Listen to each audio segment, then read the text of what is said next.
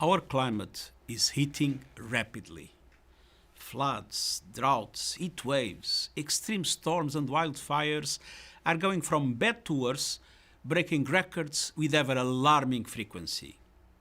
Heat waves in Europe, colossal floods in Pakistan, prolonged and severe droughts in China, the Horn of Africa and the United States.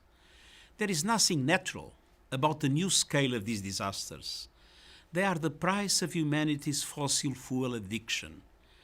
The number of weather, climate and water-related disasters has increased by a factor of 5 over the past 50 years.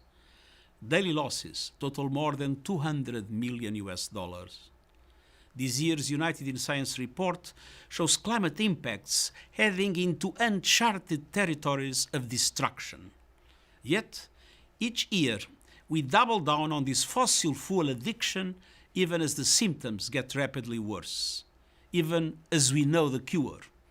Our leaders pledged in the Paris Agreement to limit global temperature rise to 1.5 degrees and build climate resilience.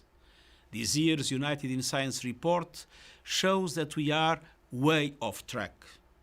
Climate action is stalling on key fronts, and the poorest countries and people are being hardest hit. But no country is immune. The report is a shameful reminder that resilience building is the neglected half of the climate equation.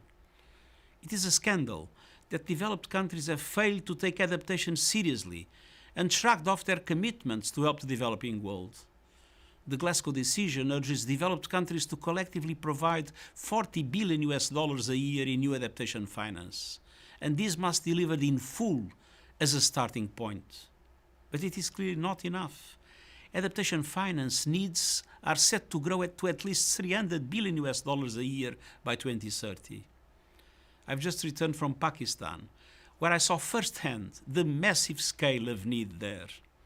At the very least, 50% of all climate finance must go to adaptation. This is a moral imperative, and this is also a matter of common sense.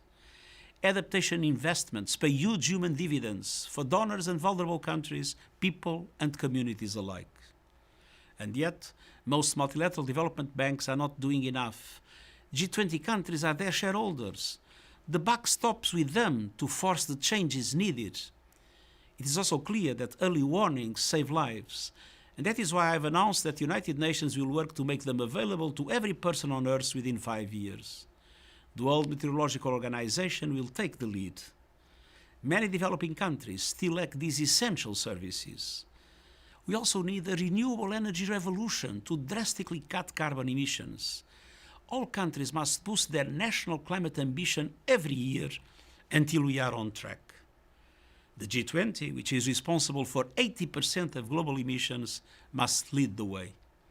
There must be no new coal plants built, with coal phased out by 2030 for OECD countries and by 2040 for all others.